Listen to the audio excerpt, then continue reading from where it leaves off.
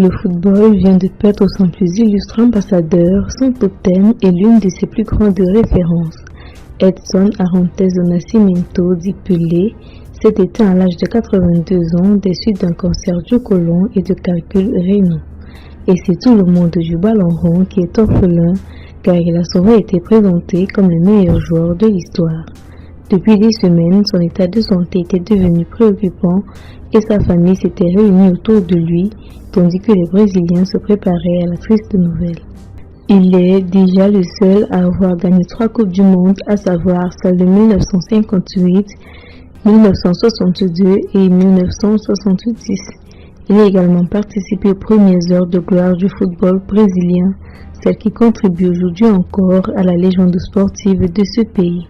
Ce n'est donc pas un hasard s'il a aussi été désigné comme athlète du siècle en 1999 par le Comité international olympique. Il gagna son premier mondial alors qu'il n'avait que 17 ans et endossa la panoplie de jeunes prodiges grâce notamment à un but somptueux marqué contre l'équipe de France en demi-finale.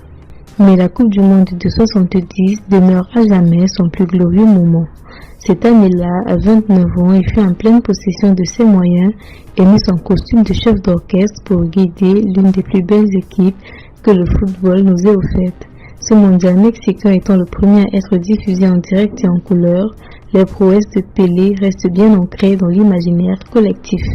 Il doit aussi son titre de meilleur joueur de l'histoire à cette exposition médiatique inédite et relève au second plan les gloires antérieures du foot international comme Alfredo Di Stefano.